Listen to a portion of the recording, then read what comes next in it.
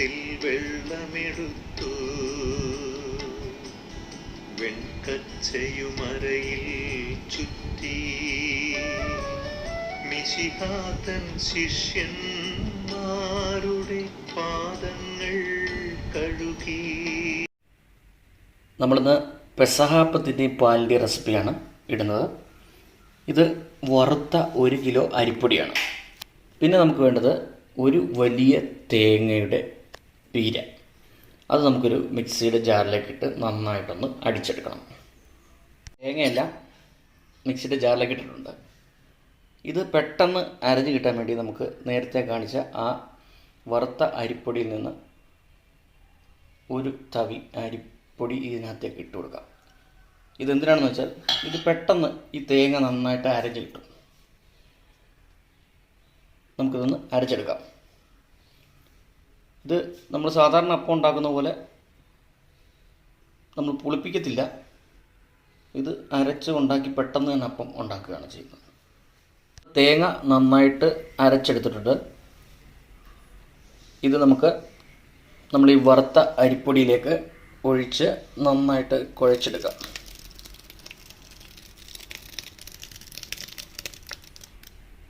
നമുക്കിത് നന്നായിട്ട് കുഴച്ചെടുക്കാം.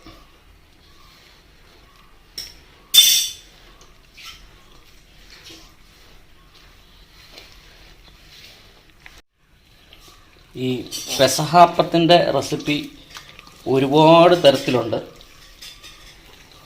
ഓരോരുത്തരും ഇപ്പോൾ പറയുന്നുണ്ടാവും ഇങ്ങനെയല്ലെന്ന്. പക്ഷേ നമ്മൾ വർഷങ്ങളായി ഇങ്ങനെ തന്നെയാണ് ചെയ്തു വരുന്നത്. ഒരുപാട് റെസിപ്പിയുണ്ട്, അത് എനിക്കും അറിയാം. നമ്മുടെ പാരമ്പര്യം അനുസരിച്ച് നമ്മളിത് ഈ രീതിയിലാണ് നമ്മൾ വർഷങ്ങളായിട്ട് ചെയ്യുന്നത്. നമ്മൾ ഇത് നന്നായിട്ട് കുഴച്ചെടുക്കാം.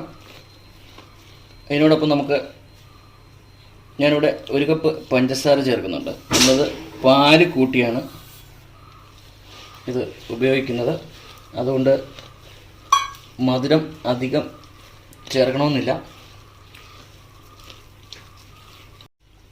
ഇതിലേക്ക് അല്പം ഉപ്പ് കൂടി ചേർത്ത് കൊടുക്കാം. നന്നായിട്ട്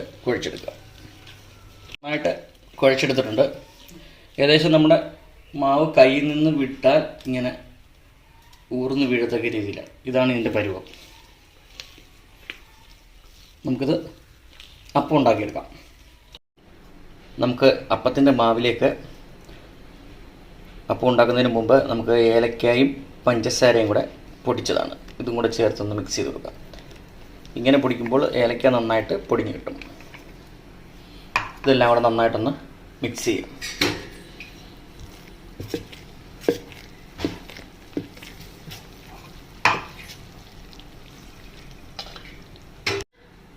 നമ്മുടെ ഏലക്കയും പഞ്ചസാരയും എല്ലാം നന്നായിട്ട് കലക്കിയെടുത്തിട്ടുണ്ട്.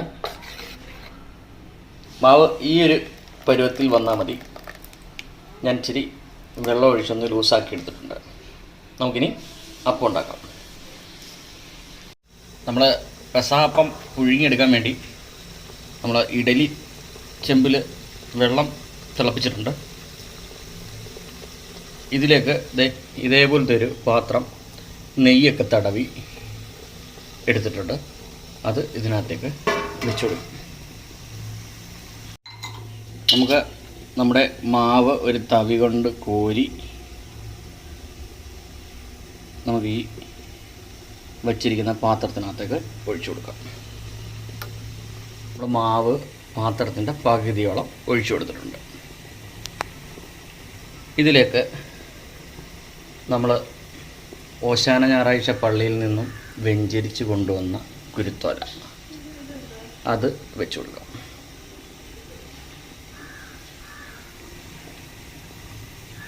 ഇത് മൂടി കൊണ്ട് അടച്ച് നമുക്ക് പുഴുങ്ങിയെടുക്കാം.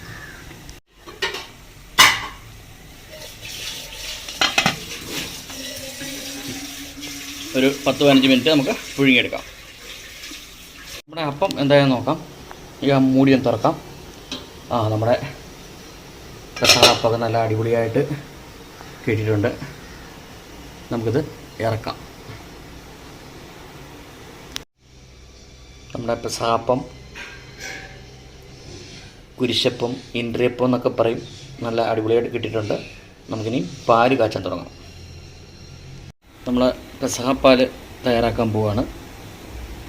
അപ്പോൾ ഇതിനകത്തേക്ക് ഞാനൊരു 3-4 പഴം ചെറുതായിട്ട് അരിഞ്ഞ് എടുത്തിട്ടുണ്ട്. ഇതിലേക്ക് ഉരുക്കിയ ശർക്കര ഒഴിച്ചു കൊടുക്കാം. ഇത് ശർക്കര ഉരുക്കി നന്നായിട്ട് അരിച്ചെടുത്തിട്ടുള്ളതാണ്. ഈ പെസഹപ്പാലും പെസഹപ്പവും ഉണ്ടാക്കുന്ന ഈ പാത്രത്തിൽ വേറെ ഒന്നും ഉണ്ടാക്കത്തില്ല. ഇതിനു വേണ്ടി മാത്രം വെച്ചിരിക്കുന്ന പാത്രമാണ് ഇത്. പ്രാർത്ഥനയോടുകൂടി മാത്രമാണ് ചെയ്യുന്നത്. ഇതൊന്ന് ചൂടാവട്ടെ. ഇതിലേക്ക് ഒരു തേങ്ങയുടെ 2ാം പാലാണ് ഒഴിച്ചു കൊടുക്കുന്നത്.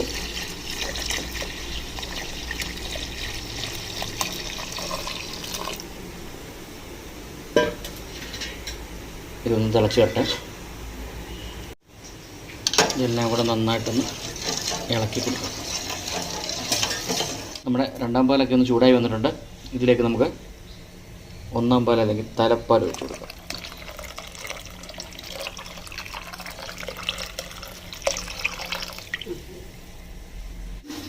പിന്നെ നമ്മൾ ഇതിനകത്തേക്ക് ചേർത്ത് കൊടുക്കുന്നത് നമ്മുടെ ചോറ് വെക്കുന്ന അരിയും ചുക്ക്, ജീരകം, ഏലക്ക ഇതെല്ലാം കൂടെ പൊടിച്ച് ഇതിനകത്തേക്ക് ചേർത്ത് കൊടുക്കാം.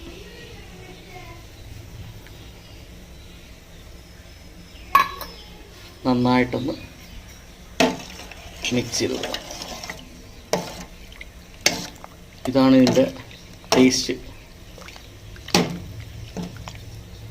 നേരത്തെ ഇതിനകത്തേക്ക് ചേർത്ത് കൊടുത്ത ചോറ് വെക്കുന്ന അരിയും ജീരകവും ചുക്കും ഏലക്കയും എല്ലാം കൂടെ പൊടിച്ചിട്ടെന്ന് പറഞ്ഞല്ലോ, അത് അരി നന്നായിട്ട് വറുത്തതിന് ശേഷമാണ് പൊടിച്ചിട്ടുള്ളത്.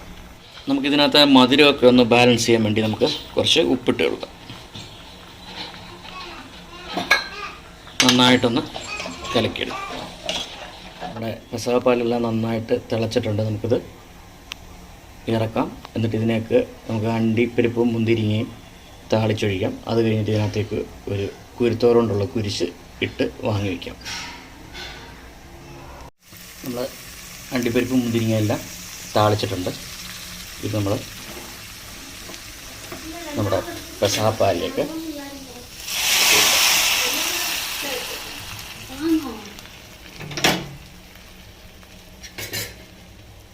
നന്നായിട്ട് ഇതൊന്ന് കലക്കി കൊടുക്കാം.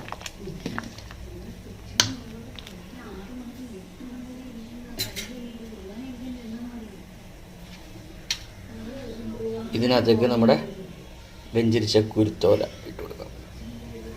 അപ്പോൾ നമ്മുടെ പെസഹപ്പാൽ റെഡി ആയിട്ടുണ്ട്. നമ്മുടെ പെസഹപ്പവും പെസഹപ്പാലും തയ്യാറായിട്ടുണ്ട്.